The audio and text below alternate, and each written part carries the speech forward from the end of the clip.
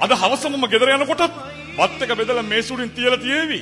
හැබැයි මට අද වෙනකන් එක විනාඩියක් තිබුණා දහන්න අම්මගෙන් අම්මේ අම්මට මහන්සිද කියලා. යාළුවෙක් ගෙදර ආපු වෙලාවට යාළුවට බත් එක බෙදලා දීලා ඕන තරම් මගේ අම්මා දම්කුඩ කන්නේ නැති.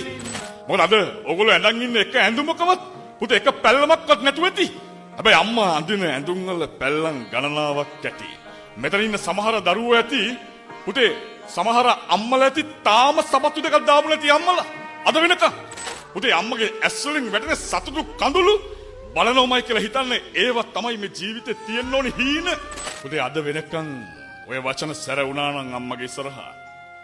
අදින් පස්සේ වචන නවතින්නේ.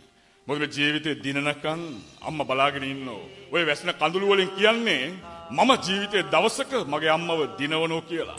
අර විශ්වවිද්‍යාල ගේට්ටුව ළඟට මගේ අම්මා එයි එක දවසක අම්මට තියෙන හොඳම ඇඳුම ඇඳගෙන අද මේ මගේ ළඟ ඉන්න නරක යාළුවා මේ ජීවිතේ වැරදුනාට පස්සේ නෑ පුතේ අර උදේ පාන්දර එනවර තැඹිලි ගෙඩිය කපාගෙන පරණ වතුර බෝතලයකට දාගෙන ඒ තැඹිලි වතුර ටික අරගෙන අම්මා එනවා පොලිසිය ගේට්ටුව ගාවට පුතාව බලන්න.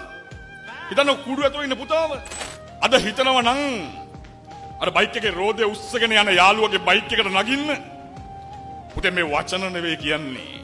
අද අම්මලා 100 ගණනක් පුතාලගේ පෙට්ටි පෙරලගෙන අඬනවා මලකෙවල් වල.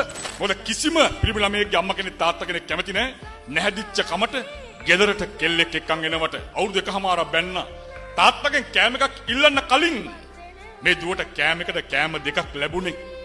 අද කන්න නැහැ. අද කෑම එකක් ඉල්ලනකොට ආදරවන්තයෙක්ගෙන් ලැබුණේ කණේ පාරක්. අවුරුදු එකමාරක් ගත වෙනකොට පුංචි දරුවෙකුත් හම්බ වෙලා ඒ පුංචි දරුවට දෙන්න අද කිරිනේ කිරි පැකට්ටක් ගන්න සල්ලි නේ මතක් වෙනවා තාත්තා එකින් එකට කිරි පැකට් ගෙනල්ලා දුන්න විදිහ මේ දුවට. මොකද ඔබ ජීවිතේ දිනපු දවසට තාත්තා කවදාවත් කියන එකක් නෑ පුතේ මට සරමක් ගෙනල්ලා දෙන්න කියලා. තාත්තා කවදාවත් ඉල්ලන එකක් නෑ පුතේ මට ෂර්ට් එකක් කරන් දෙන්න කියලා.